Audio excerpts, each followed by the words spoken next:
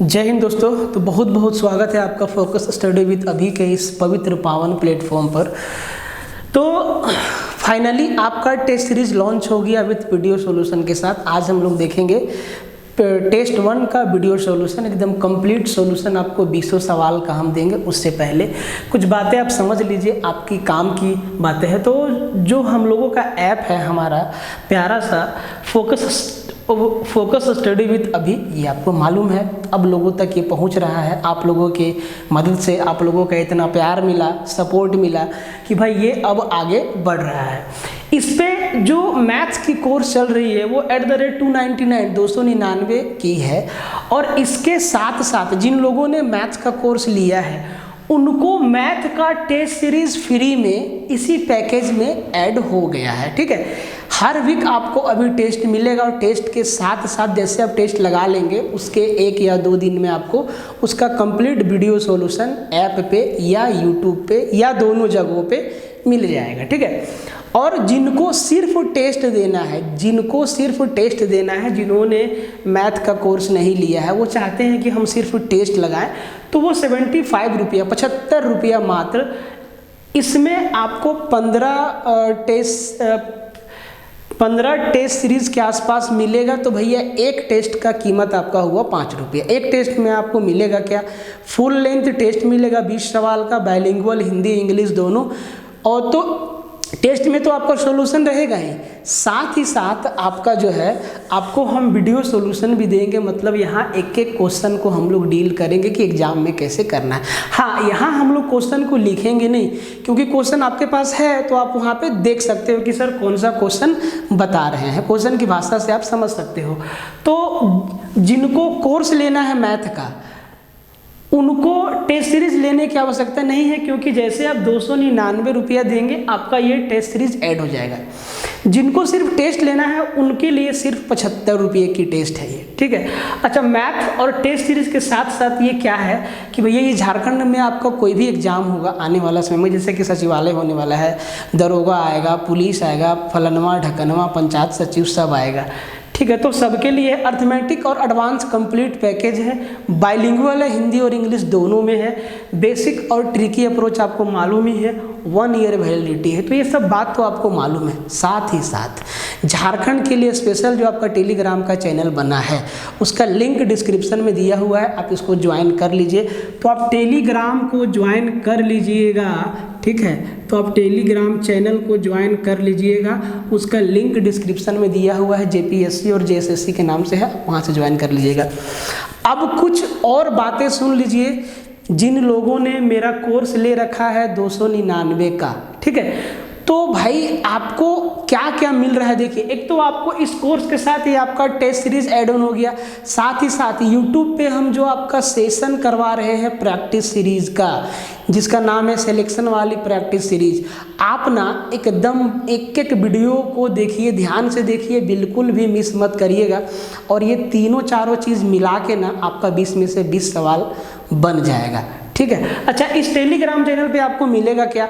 तो अभिषेक सर जितना भी तरीका का कंटेंट बना रहे हैं झारखंड के लिए, अभी आने वाले समय में आपको सब का सब नोट्स PDF इसी चैनल पे मिलेगा, जिसका लिंक डिस्क्रिप्शन में दिया हुआ है। तो आप लोग यहाँ पे समझ गए, जिन लोगों ने मैथ का कोर्स लिया है उनको 75 रुपया अलग से लगाने की आवश्यकता नहीं है टेस्ट के लिए।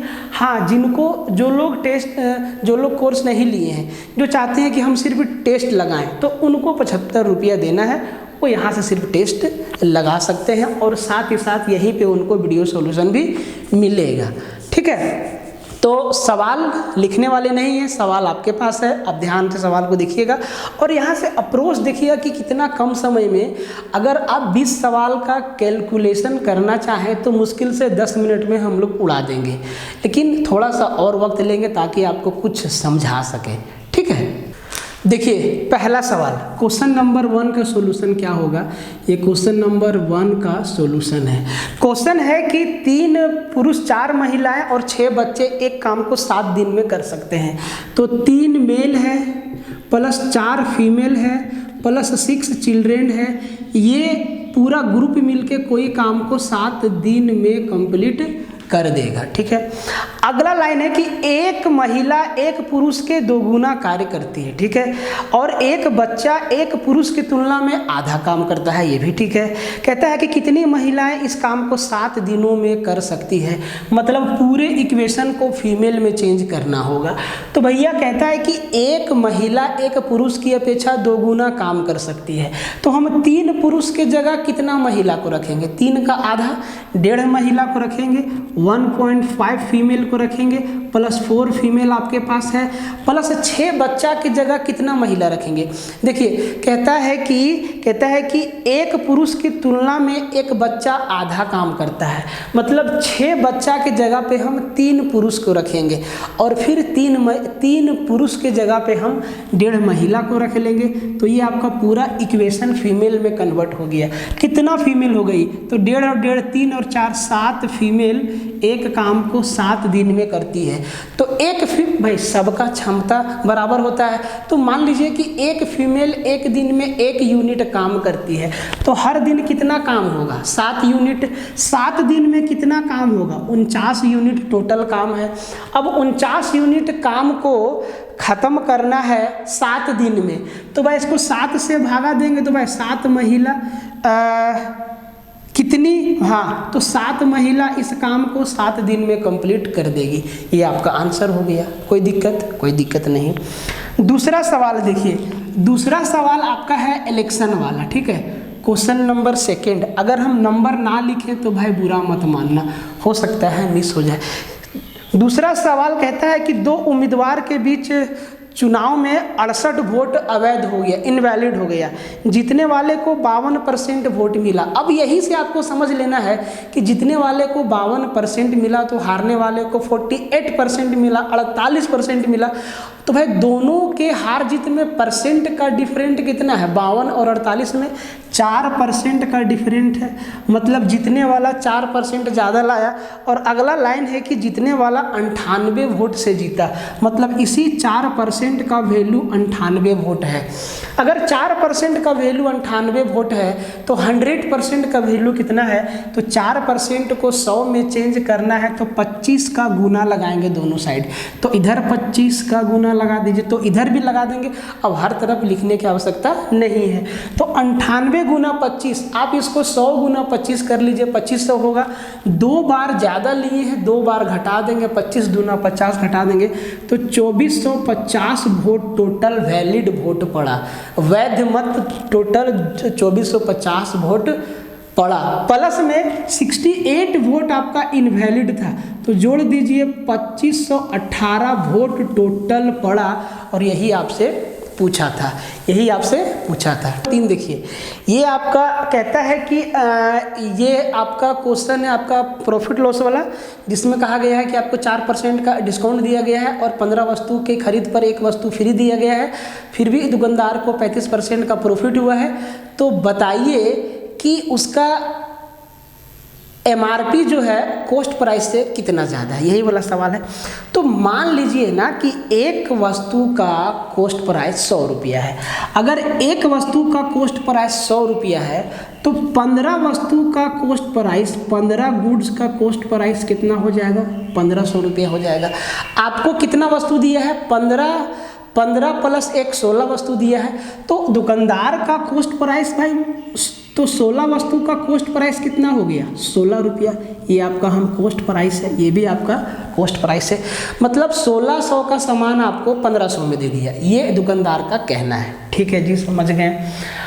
अब कहता है कि वो भैया इस पर उसको 35% का फ़ायदा भी हुआ है।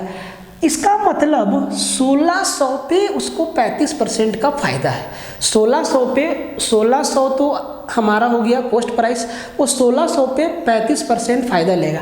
देखिए 1500 पे नहीं जोड़ेंगे, आपको 16 वस्तु दिया है ना, तो अगर कोई चीज़ आपको फ्री देता है, जैसे कि 5 ठो पेन लिए तो 1 पेन आपको फ्री दे दिया, तो ऐसा बात नहीं कि 1 ठो पेन आपको एकदम बिल्कुल फ्री में दे दिया, नहीं, 5 पेन का दाम में 6ठा पेन का भी दाम आपका जुड़ा हुआ है, मतलब 6 पेन का दाम आपको 5 पेन में जोड़ के दिखा दिया और बोला कि 1 ठो आपको फ्री दे दिए। फ्री कुछ नहीं होता है, ठीक है, बाय 1 गेट 1 में सब कुछ जुड़ा रहता है। ठीक है, तो अब अब इस पर इसको 35% का लाभ लेना है, तो 16 वस्तु का सेलिंग प्राइस कितना हो जाएगा, कहेंगे सर 1600, और इसी का 35% प्रॉफिट चाहिए, मतलब 135/100। 0 0 काट दीजिए, 16 × 80, हाथ में 8 और 16 तिहाई 48 और 8 56 का 6, 16 कम 16 21, आपका 2160 रुपया आपका हो गया 16 वस्तु का सेलिंग प्राइस, 35% प्रॉफिट जोड़ के।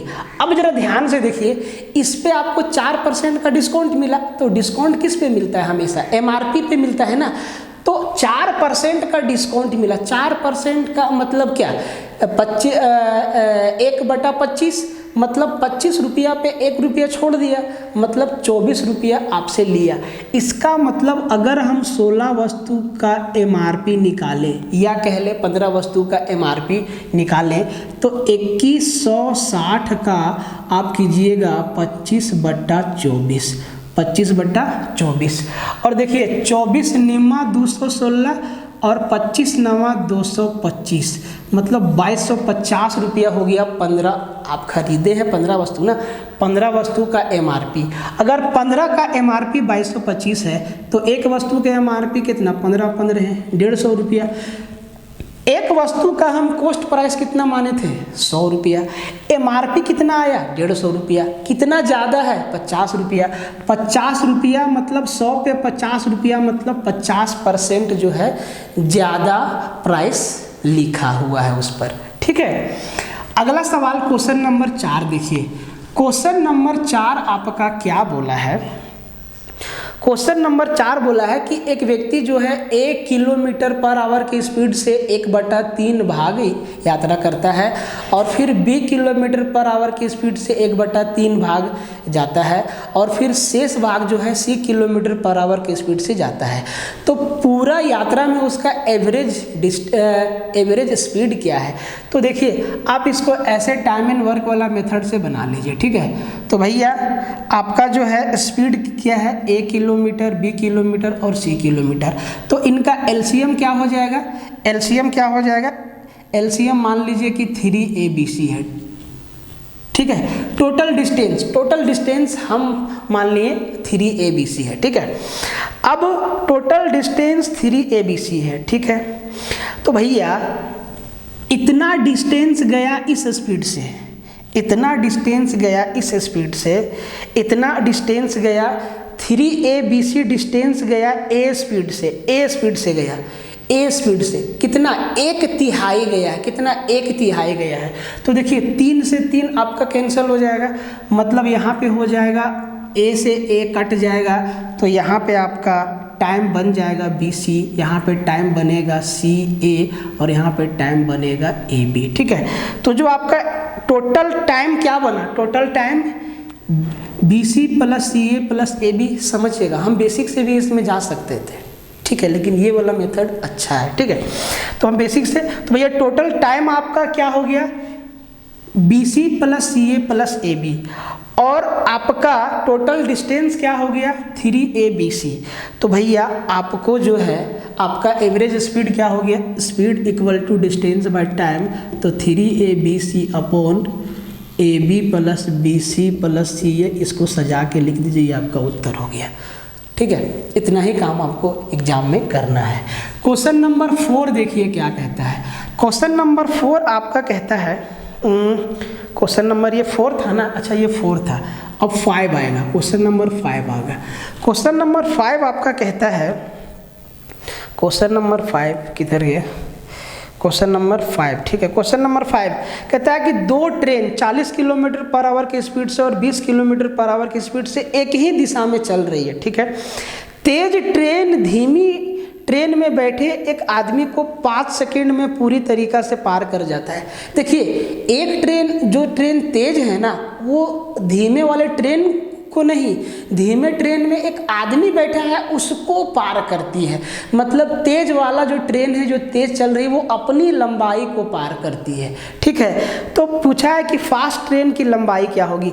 तो दूरी बराबर क्या होता है, अगर डिस्टेंस बराबर क्या होता है, स्पीड इनटू टाइम, और दोनों ट्रेन सेम डायरेक्शन में जा रही है, तो धीमी वाली जो ट्रेन चल रही है धीरे धीरे, उसमें जितना आदमी बैठा है सबका स्पीड 20 किलोमीटर पर आवर होगा, ठीक है। तो जब सेम डायरेक्शन में जाते हैं तो स्पीड को घटा देते हैं, मतलब 40 में 20 गया तो 20 किलोमीटर पर आवर, और इसको मीटर पर सेकंड में चेंज करेंगे तो 5/18, ये आपका क्या हो गया स्पीड, और इनटू टाइम, इतना में कितना टाइम लगा, तो जी 5 सेकेंड का समय लगा, यही ना लगा, 5 सेकेंड का समय आपका लगा, 5 सेकेंड का समय लगा।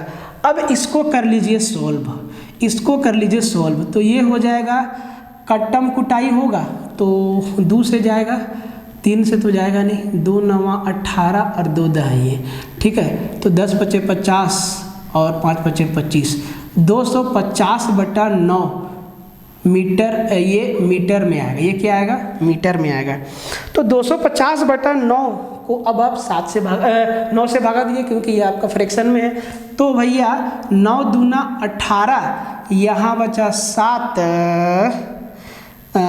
25 में 18 के 7 बचा 70, और 9 7 63, और इधर बच गया आपका कितना 7/9 मीटर, 27 सही 7/9 मीटर आपका उत्तर हो जाएगा, ठीक है, जो फास्ट ट्रेन है उसका लेंथ।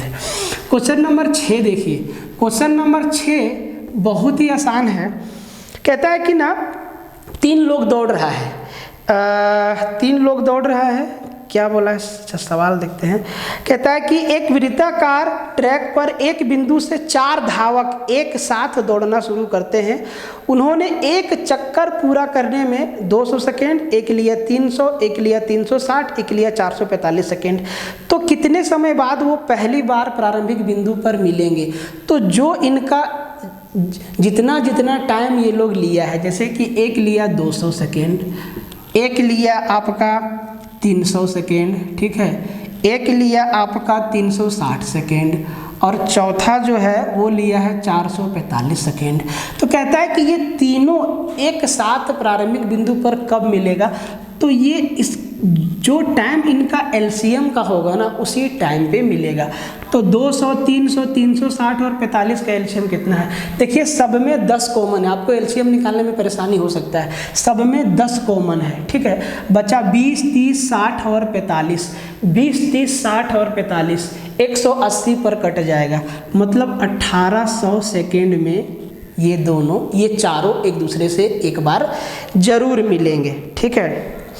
कहता है क्वेश्चन नंबर 6, अगला ये 5 था, ठीक है, ये 5 था, 6 देखिए 6 नंबर सवाल, क्वेश्चन नंबर 6 नंबर सवाल कहता है कि एक परीक्षा में 80% लड़के अंग्रेजी में, 85% गणित में उत्तीर्ण मतलब पास हुए हैं, जबकि 75% दोनों में उत्तीर्ण हुए, ठीक है। यदि 45 लड़के दोनों विषय में अनुत्तीर्ण मतलब फेल हो गए, तो परीक्षा में बैठने वाले लड़कों की संख्या कितनी थी? देखिए फेल का डाटा दिया हुआ है नंबर में, तो फेल का ही डाटा लेंगे। अगर देखिए इसको वेन डायग्राम से बनाइए, क्योंकि सब्जेक्ट 2 ही है, सब्जेक्ट आपका 2 ही है, एक है आपका इंग्लिश है, और दूसरा आपका गणित है, मैथ है, ठीक है। देखिए 80% लड़का अंग्रेजी में पास हुआ, तो ये अंग्रेजी वाला वेन डायग्राम का वैल्यू कितना है? 80%, इसका वैल्यू कितना है? 80%। अगर 80% पास हुआ है तो 20% फेल हुआ, ठीक है। मैथ में देखिए, मैथ में आपका 85% पास हुआ है, इस मैथ में 85% पास हुआ है, इसका मतलब 15% क्या हुआ? फेल हुआ है, ठीक है। और कहता है कि दोनों में 75% पास हुआ है। अगर इंग्लिश और मैथ मिला के 75% पास हुआ है, तो भैया 25% क्या फेल हुआ है, ठीक है।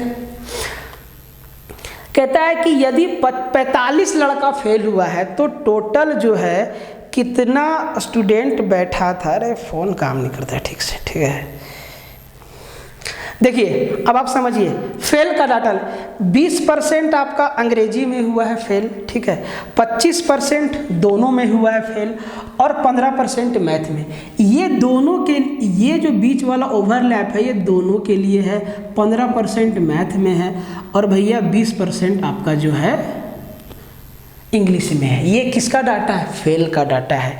जरा ध्यान से देखिए कि दोनों सब्जेक्ट में कितना फेल हुआ है। देखिए दोनों सब्जेक्ट में 20 और 15 35 फेल हुआ है, और यहाँ कहता है कि दोनों मिला के कितना फेल हुआ है जी, तो जी 25%, मतलब 35 में 25 गया तो 10% स्टूडेंट दोनों में फेल हुआ है, और 10% का वैल्यू कितना 45 दिया हुआ है, तो 100% का वैल्यू 450, मतलब टोटल 450 स्टूडेंट या लड़के परीक्षा में बैठे थे।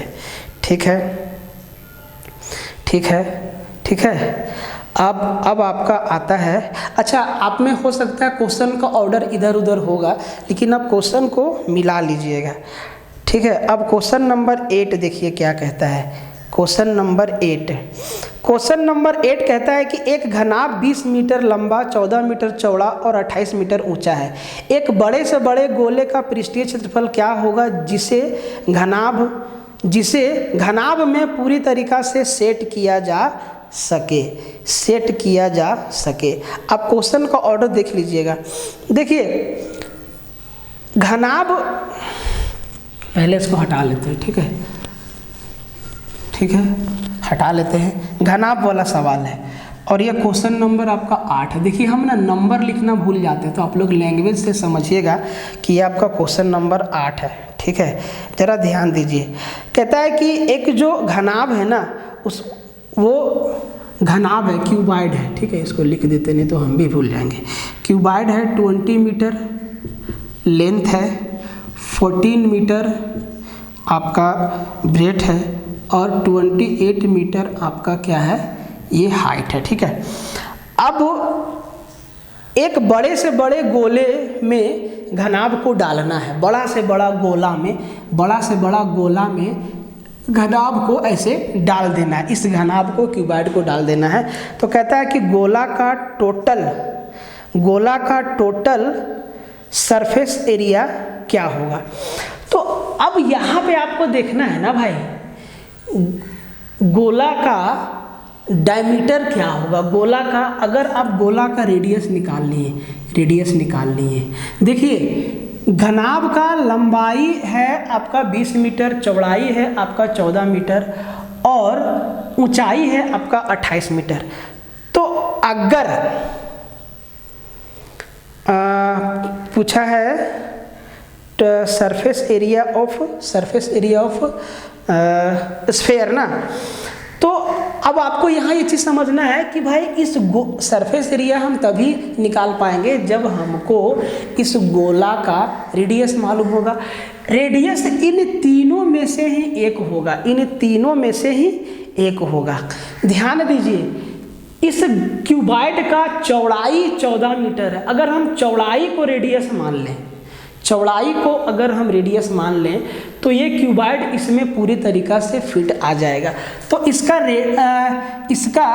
डायमीटर कितना हो गया, इसका डायमीटर है, इसको चौड़ाई को मानना होगा डायमीटर, ठीक है।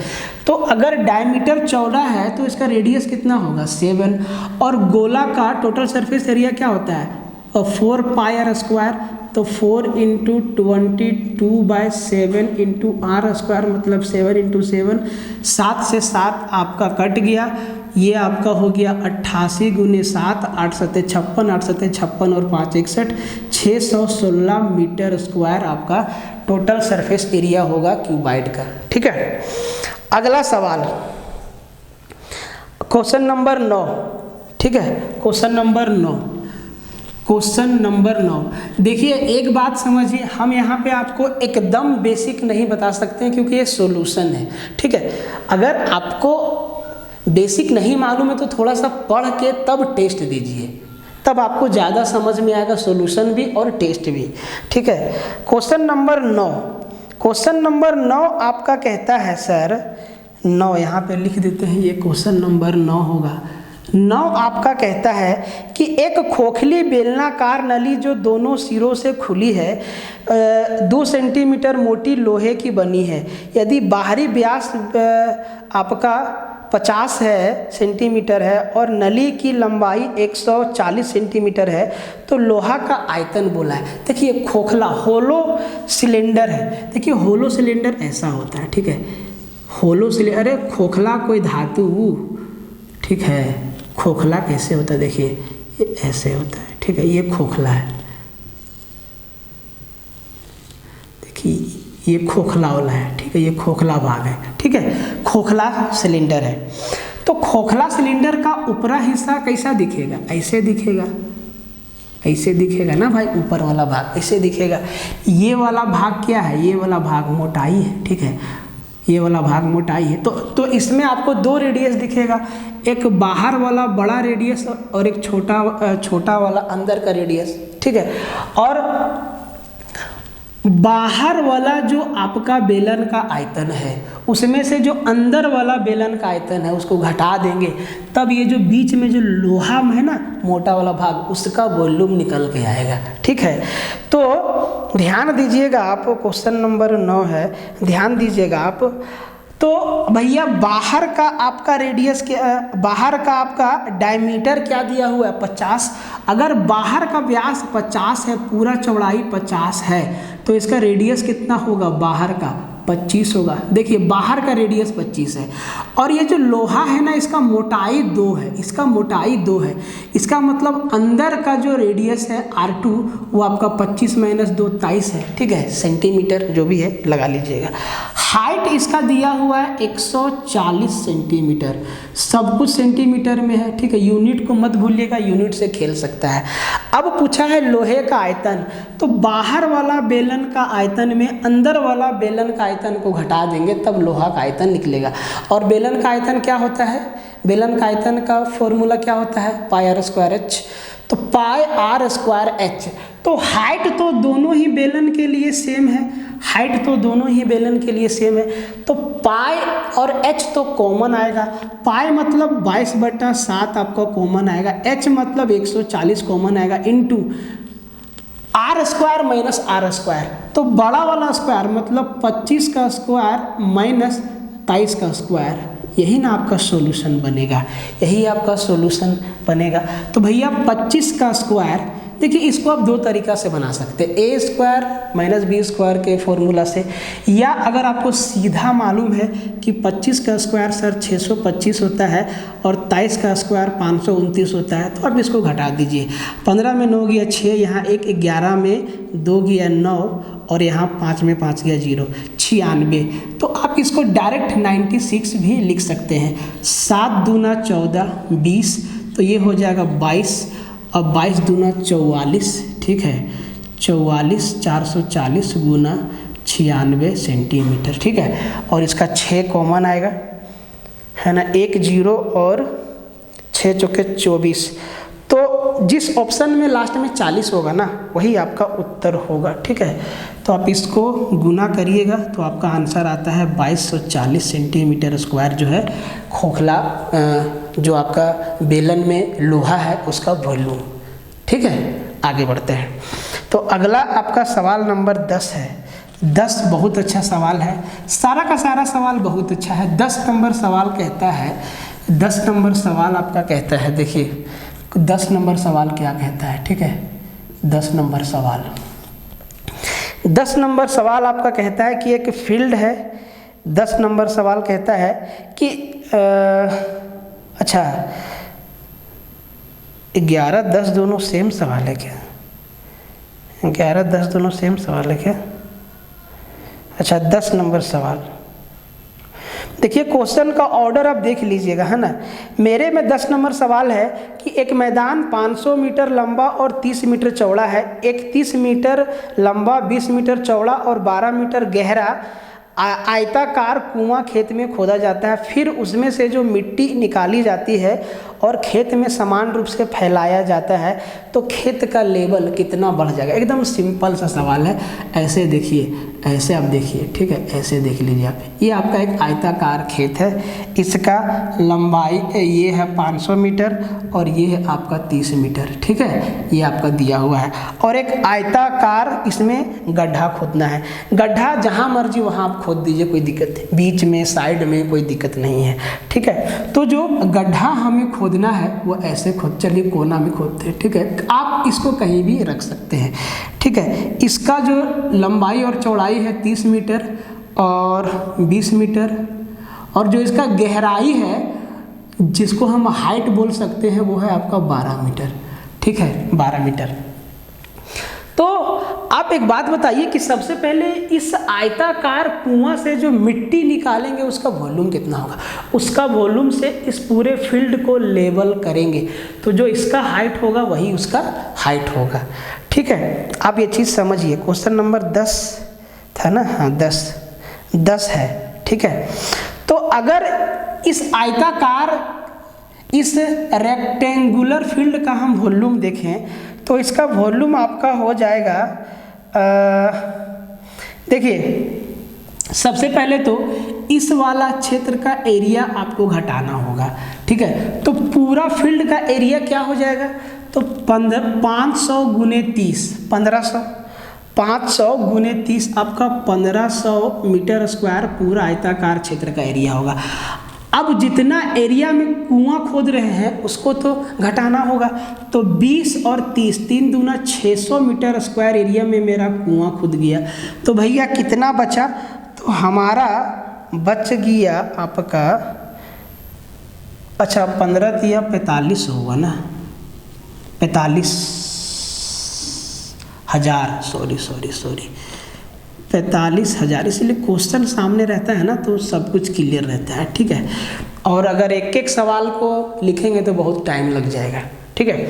तो 45,000 हो गया माइनस आपका 600 घटा दिए, तो ये बच गया 44, 5 दिए 15,000 ना हुआ भाई, 45,000 कैसे हो जाएगा, तो ये 14,400।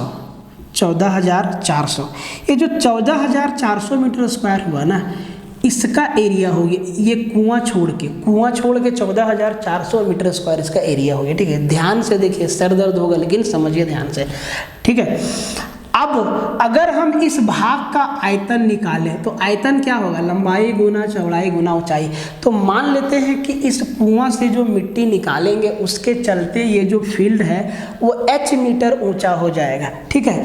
तो इस फील्ड का आयतन क्या होगा, तो आप कहेंगे सर 14,400 गुना h, और इसका आयतन बराबर हो जाएगा कुआं से जो मिट्टी निकालेंगे उसका आयतन, लंबाई गुना चौड़ाई गुना ऊंचाई, यही ना होगा भाई। अब इस h का वैल्यू हमें निकालना है तो कहेंगे सर h बराबर इसके बट्टा में ले आएंगे। देखिए कभी भी गुना करके मत लिखिएगा, आप हमेशा ऐसे रहने दीजिएगा, ठीक है। तो देखिए समझदार लोग ना इतना कैलकुलेशन करेगा ही नहीं, वो सवाल में ही देख लेगा कि इस आयताकार फील्ड का एरिया क्या होगा, 1500 गुने 30 है, 500 गुने 30, 5 है 15,000 मीटर स्क्वायर, उसमें से 20 गुना 30 600 मीटर स्क्वायर घटा देंगे और 14,400 मीटर स्क्वायर इस फील्ड का एरिया हो जाएगा। अब मान लेते हैं कि जब इस कुआं से जो मिट्टी निकालेंगे और इस फील्ड में चारों तरफ फैला देंगे तो इसके चलते इस फील्ड का हाइट जो है h मीटर बढ़ जाएगा। तो क्षेत्रफल को ऊंचाई से जब मल्टीप्लाई करेंगे तो क्या देगा, वॉल्यूम देगा, और इसका वॉल्यूम वही होगा जितना कुआं से मिट्टी निकालेंगे। तो बस इतना सा काम करेगा कि कुआं से कितना मिट्टी निकलेगा, 20 गुना 30 गुना 12, और भाग लगा देगा 14,400 से। और ये देखिए 2 0 0 आपका कैंसिल हो गया, 3 दूना 6, 6 दूना 12, और भैया 3 दूना 6, 6 दूना 12, कुछ छूटा नहीं ना,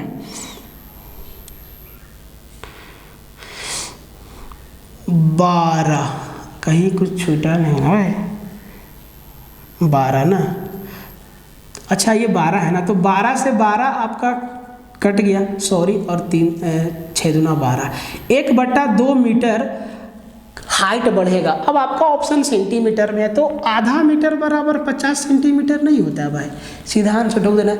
तो जितना हम आपको कैलकुलेशन करके यहाँ समझा रहे हैं, इतना कैलकुलेशन आपको एग्जाम में करनी है।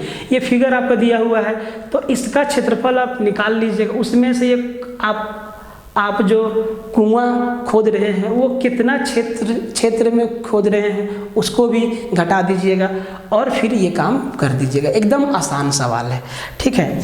हो सकता है बहुत लोगों को समझ में ना आए, इसीलिए थोड़ा कैलकुलेशन करना जरूरी भी है, ठीक है। अगला सवाल है क्वेश्चन नंबर 11। क्वेश्चन नंबर 11 में कहता है कि कितना जीरो होगा, किसमें कितना जीरो होगा। हाँ, क्वेश्चन नंबर 11 कहता है कि 1003 गुना 1001 गुना 1, अच्छा पीछे जा रहा है, 997 गुना डैश डैश डैश 123। जब इन सबको गुना करेंगे तो कितना जीरो होगा। तो भाई जीरो कब मिलेगा, जब 2 और 5 का मिलन होगा, ठीक है। तो इसमें आपको कहीं भी ना 2 दिखेगा ना ही 5 दिखेगा, क्योंकि ये जो आपका सीरीज है ना, ये आपका सारा का सारा सीरीज जो है आपका ऑड नंबर का है, और ऑड नंबर में 2 तो आता नहीं है, 2 तो आता नहीं है, 5 आता है लेकिन 2 नहीं आता है, ठीक है। तो आप इसको ऐसे भी समझ सकते हैं कि इसमें तो 2 है नहीं, तो इसमें तो एक भी जीरो नहीं बनेगा, कितना 0 जीरो बनेगा, एक भी जीरो इसमें नहीं बनेगा। ये तो आपका आसान सा सवाल था, ठीक है। अगला सवाल क्वेश्चन नंबर आपका 12। देखिए नंबर पर ध्यान मत दीजिएगा, ठीक है। नंबर में मेरा, इसीलिए हम क्वेश्चन को नंबर से हम नहीं लिखते। अब मान लीजिए कि हम नंबर लिखते लिखते 40वां लिख दिएगा भाई, 40 नंबर। अब मेरे दिमाग में आया कि बाप रे 40 सवाल पढ़ा दिए, इसीलिए नंबर नहीं लिखते, ठीक है, नज़र लग जाता है मेरा, ठीक है। अब अगला सवाल है वो आपका गाय वाला है। एक किसान अपने n गायों के झुंड को अपने 4 बेटों के बीच बांटता है। सवाल आप समझ गए होंगे कौन सा है। ऐसे बांटता है कि पहले बेटे को उस झुंड का आधा हिस्सा, दूसरे बेटे को 1/4, तीसरे बेटे को 5वां हिस्सा और चौथा को 7 गाय मिलता है। तो जी n का मान कितना है। तो भाई आसान है ना, टोटल गाय कितना है, n है। अब 4 बेटा के बीच में बांटना है, तो पहला बेटा को कितना गाय मिला, पहला बेटा को आधा मिला मतलब n/2 मिला, दूसरा बेटा को 1/4 मतलब n/4 मिला, तीसरा को 1/5 मतलब n/5 मिला, और जो चौथा बेटा बचा उसको 7 मिला, और टोटल इसका वैल्यू कितना हो गया, n हो गया ना, n यही ना हो गया भाई, n हो गया। अब इसको सॉल्व करेंगे तो क्या n का वैल्यू नहीं आएगा, सिंपल सा सब बात है, इसको करना है सॉल्व। तो भाई 2, 4 और 5 का एलसीएम कितना, 20, सबको 20 से मल्टीप्लाई कर दो मेरे हिसाब से। नहीं तो आप लोग करोगे ऐसे, एलसीएम लेंगे सर 20, 2 से 10 बार में 10n प्लस 4 से 5 बार में 5n, 5 से 4 बार में 4n प्लस यहाँ पर 1 लगाओगे, ठीक है। देखो सब काम मत करना, ठीक है। तो 1 20 से 20, 7 दूना 14, 140 बराबर n। अब इसको 20 से मल्टीप्लाई कर देगा, ये हो जाएगा 20n, और इधर प्लस 140n प्लस 10 और 5 15, 15 और 4 19n, यही ना होगा भाई, 19n। और ये आपका हुआ, कहीं पे मिस्टेक हुआ, सबको जोड़ दिए साथ में, ठीक है। और इधर 20 में से 19 गया तो n बराबर 140 गाय आपका आ गया। तो आसान सवाल है, जैसे मर्जी वैसे आप करें। देखिए 13 नंबर क्वेश्चन, ये क्या कहता है, 13 नंबर क्वेश्चन कहता है कि एक भिन्न जो है वो 1/3 हो जाती है जब अंश और हर दोनों में से 1 घटाया जाता है। फिर कहता है कि अंश और हर दोनों में से 1 जोड़ा जाता है तो वही भिन्न 1/2 हो जाता है। तो भिन्न के अंश और हर का योग क्या है। यहाँ आपका ऑप्शन काम करने वाला नहीं है क्योंकि दोनों का सम पूछा है। तो लेट कि हमारा जो भिन्न है वो x/y है, ठीक है। देखिए जब अंश और हर में दोनों में 1 घटाते हैं, मतलब ऊपर भी -1 और नीचे भी -1, तो ये हो जाता है 1/2। अब आप इसको कर लीजिए सॉल्व, इसको कर लेंगे सॉल्व तो आपका हो जाएगा 2x - 2 = y - 1। तो ये आपका कहीं मिस्टेक नहीं ना सवाल। जब आपका अंश हो सकता है तो ना नेक्स्ट वाला सॉल्यूशन से सवाल को लिख के आपको बताएंगे, ठीक है। तो 1/2 कितना 1/3 हो जाता है। यहाँ पे 1/3 दिया है भाई, यहाँ 1/2 दिया है। अच्छा सॉरी 1/3 हो जाता है, वही तो 1/3 हो जाता है ना, तो ये 1/3 हो जाता है। अब देखिए, अब इसको आप कर लीजिए सॉल्व, तो 3x - 3 = y - 1।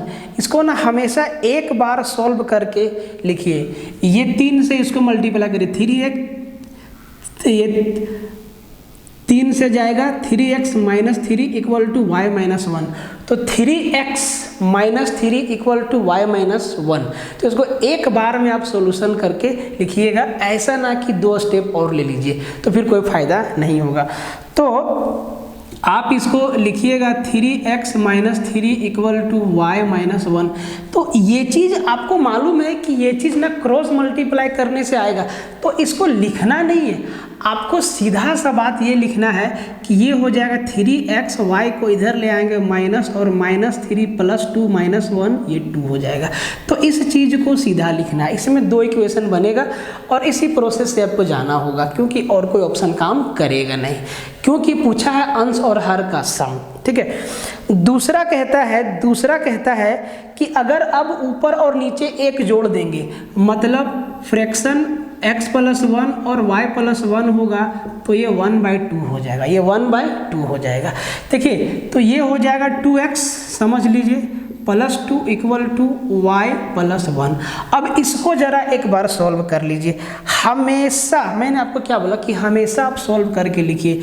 तो ये हो जाएगा 2x - y = हो जाएगा आपका -2 हो जाएगा ना, नहीं -1 हो जाएगा, सॉरी -2 + 1 -1 हो जाएगा। ये आपका इक्वेशन 2 बनेगा। अब देखिए, यहाँ पे 2 इक्वेशन है, आप दोनों को जोड़ भी सकते हैं, दोनों को घटा भी सकते हैं। फायदा किस में है? दोनों को घटाने में, क्योंकि -1 यहाँ भी है, -1 यहाँ भी है। जब दोनों को घटाएंगे तो ये y से y हमारा कैंसिल हो जाएगा और सीधा x का वैल्यू आएगा। तो इन दोनों को आप घटा दीजिएगा, या 2 में से 1 को या 1 में से 2 को, हमेशा आपका कैलकुलेशन वही बनेगा, ठीक है। तो जब इन दोनों को हम घटाएंगे ना, तो यहाँ से आपका x का वैल्यू निकल के आएगा, ये y से y आपका कैंसिल हो जाएगा, और ये 2x और ये -3x आपका हो जाएगा x, 3x में 2x, ये x बचा, और घटाएगा तो -2 और 1 आपका ये 3 बन जाएगा। तो x का वैल्यू क्या आएगा? 3 आएगा। अब देखिए, x का वैल्यू 3 आया, किसी भी इक्वेशन में आप x का वैल्यू 3 रख दीजिएगा, आपका y का वैल्यू निकल के आ जाएगा। तो बस y का वैल्यू आपको निकालना है। अगर यहाँ पे हम 3 रखें तो 3 - 1 2, और ये ये हो जाएगा 3 - 1 2, मतलब ये बन जाएगा 2/y - 1 बराबर 1/3। ये 3 दूना 6, और y का वैल्यू क्या आ जाएगा? 7 आ जाएगा। अब दोनों को जोड़ दीजिए तो 7 और 3 10 आपका उत्तर हो गया, ठीक है। इस सवाल को इसी मेथड से करना होगा, और क्योंकि जो आपको ऑप्शन दिया है ना, वो अंश और हर नहीं दिया है, पूछा अंश और हर का जोड़ कितना होगा, तब इसमें कोई ऑप्शन नहीं है, ठीक है। क्वेश्चन नंबर नेक्स्ट देखिए, क्वेश्चन नंबर नेक्स्ट 13 था ना कि 13 कि 14, अरे जो भी नंबर होगा यार, नंबर से क्या मतलब, इससे हम नंबर भूलते हैं बहुत जल्दी, ठीक है। क्वेश्चन नंबर नेक्स्ट देखिए, क्वेश्चन नंबर नेक्स्ट आपका है 14 नंबर कि ये है √40 + √9 × √81। ये क्या है? √81 मतलब 9, और 9 × 9 9 × 9, 9 बाहर आएगा, और 40 और 9 49, और √49 बराबर कितना है? इसका 7 होगा आंसर।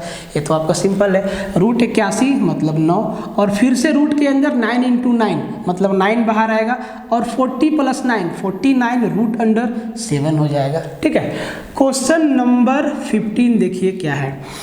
क्वेश्चन नंबर 15 है कि देखिए x + 1/x का होल स्क्वायर बराबर दिया है 3, और हमसे जो पूछा है ना, वो पूछा है x³ + 1/x³ बराबर क्या होगा। देखिए बहुत ही सिंपल सवाल है। स्क्वायर को हटाएंगे ना तो इधर रूट चढ़ जाएगा, स्क्वायर को हटाएंगे तो रूट चढ़ जाएगा, मतलब x + 1/x का वैल्यू √3 होगा और x³ + 1/x³ का वैल्यू पूछा है। तो अगर इसी को अगर हम क्यूब कर देंगे ना तो ये चीज़ हमारा आ जाएगा। और अगर ये चीज़ आपको डायरेक्ट मालूम है कि x³ + 1/x³ बराबर क्या होता है, तो ये x + 1/x का होल क्यूब होता है -3x into 1/x into x + 1/x। अगर ये चीज़ आपको मालूम है सीधा तो भैया आप इसको और आसानी से कर सकते हैं। x से x हमारा कैंसिल, x + 1/x का वैल्यू √3 और x + 1/x का क्यूब, x + 1/x का वैल्यू √3 दिया है और उसका क्यूब लगाएंगे तो ये देगा 3√3 माइनस यहाँ भी हो जाएगा 3√3 और ये दोनों कैंसिल आउट हो जाएगा। आंसर क्या बनेगा? 0 बनेगा। इस सब सवाल में पेन भी आपको नहीं लगाना है। ठीक, सवाल देखिए 16 नंबर सवाल आपका कहता है, क्वेश्चन नंबर 16 आपका कहता है कि एक मिश्र धातु में जस्ते और तांबा का अनुपात 1:2 है। ठीक है, तो Z फॉर जस्ता और T फॉर तांबा। ठीक है, जो इनका रेशियो है वो 1:2 है पहला मिश्र धातु में, दूसरा में यही रेशियो 2:3 है। कहता है कि इन दोनों से निकाल के एक तीसरा धातु बनाते हैं जिसमें ये अनुपात होना चाहिए 5:8 हो जाता है।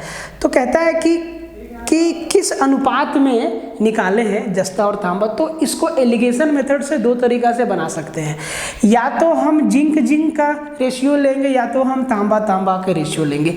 दूसरा, अगर हम इस तीनों मिक्सचर को बराबर कर दें, बराबर इन द सेंस कि देखिए इसमें टोटल कितना यूनिट है 3 यूनिट, इसमें कितना है 3 और 2 5 यूनिट, इसमें कितना है 13 यूनिट। तो 3, 5 और 13 का एलसीएम हम अगर ले लें तो भैया 5 × 15, 15 × 13 तो 15 दहा के 150 और 15 × 45, इनका एलसीएम कितना हो जाएगा 145। तो अब आप मान लीजिए कि 145 यूनिट इसमें है, 145 यूनिट इसमें है और 145 यूनिट इसमें है। और किसी एक का आप रेशियो ले लीजिए, इसको सीख लीजिएगा।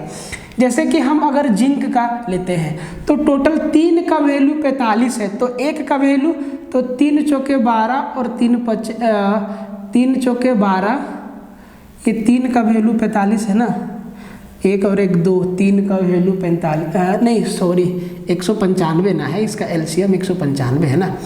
तो अगर 3 का वैल्यू 195 है तो 3 छके 18 और 3 पचे 15, 1 यूनिट का वैल्यू 65 है। तो हम जिंक का रेशियो ले रहे हैं, जिंक हमारा इसमें 65 है, इसमें 2 और 3 5 का वैल्यू 195 है, तो 1 का वैल्यू तो इसको 5 से भागा लगा दीजिएगा, 5 × 15, 5 × 9 45, 39 है। अगर 1 का वैल्यू 39 है तो जिंक हमारा 2 यूनिट है, 39 दूना 78 है हमारा दूसरा में जिंक। और इनका एलिगेशन मिला के जरा देखिए, यहाँ 5 और 3 8 13 यूनिट का वैल्यू आपका 195 है, तो 1 यूनिट का वैल्यू आपका हो जाएगा आपका 13 कम 13 और 13 पचे 65, 15 हो गया, तो 5 यूनिट का वैल्यू आपका 75। अब इनका ज़रा रेशियो देख लीजिए, तो जी 78 में 75 गया 3 अनुपात 65 में 75 तो 10, तो 3:10 आपका सीधा क्या हो जाएगा, आंसर हो जाएगा।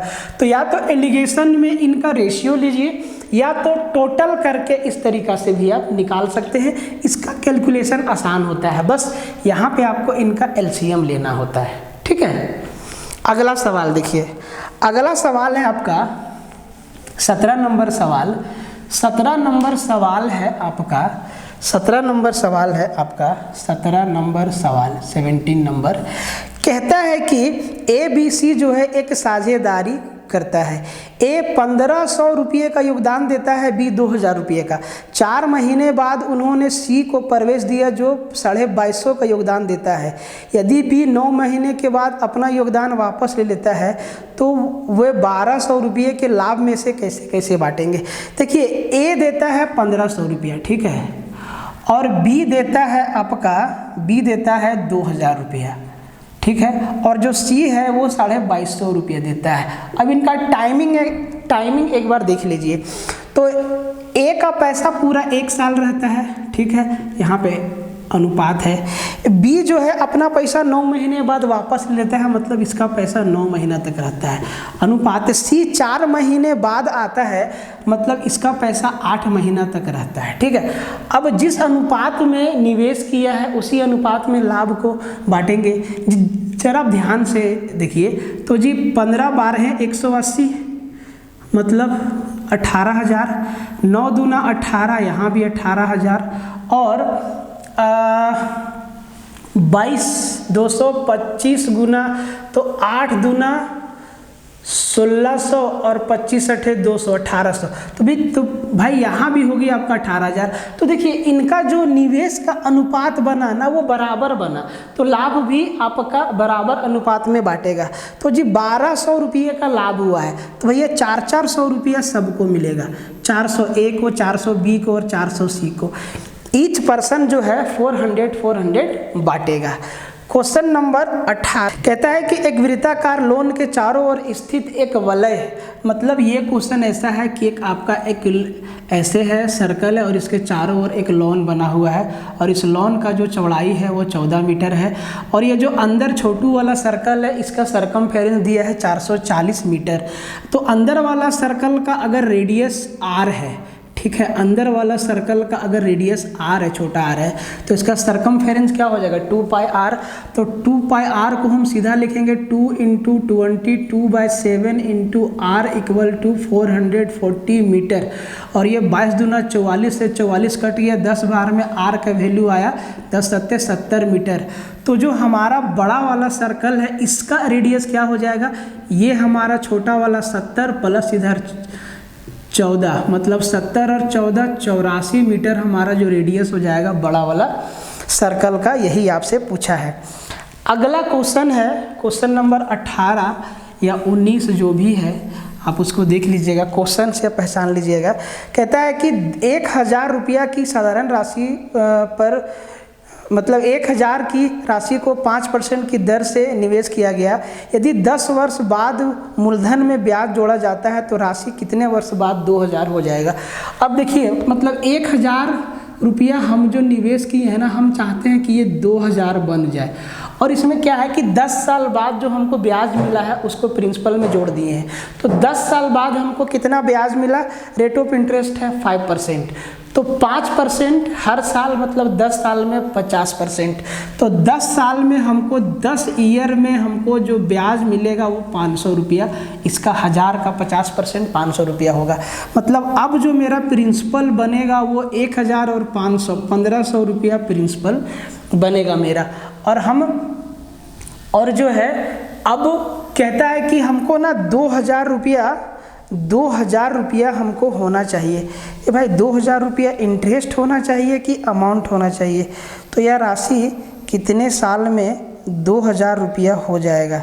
ज़रा एक बार देख लेते हैं कि ये क्या कह रहा है, एक बार हम देख लेते हैं कि ये क्या कह रहा है।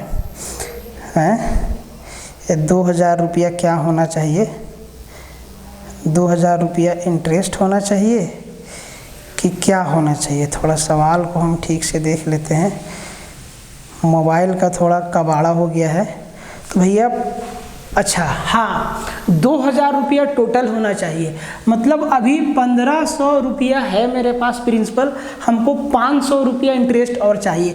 तो 500 रुपया इंटरेस्ट चाहिए। सिंपल इंटरेस्ट बराबर क्या होता है, principal into rate into time.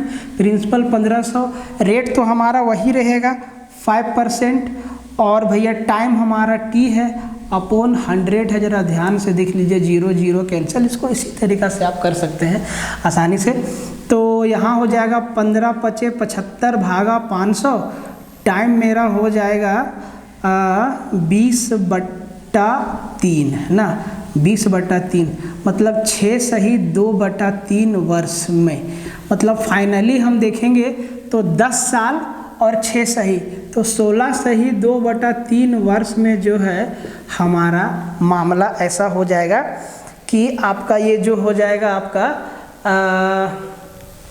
1000 रुपया 2000 में कन्वर्ट हो जाएगा, मतलब 1000 रुपया 2000 रुपया बन जाएगा अमाउंट मेरा। ठीक है, नेक्स्ट क्वेश्चन आपका कौन सा है। भाई क्वेश्चन तो ख़त्म हो गया, अब हमसे कहीं लगता है कुछ क्वेश्चन या तो मेरे पास नहीं आया है पीडीएफ में, ठीक है, इक्का दुक्का सवाल पीडीएफ में हो सकता है नहीं आया होगा, ठीक है, कुछ सवाल लगता है पीडीएफ में मेरा नहीं आया है। तो जो भी सवाल हम आपको बताएं आप इसको देख लीजिएगा, ठीक है।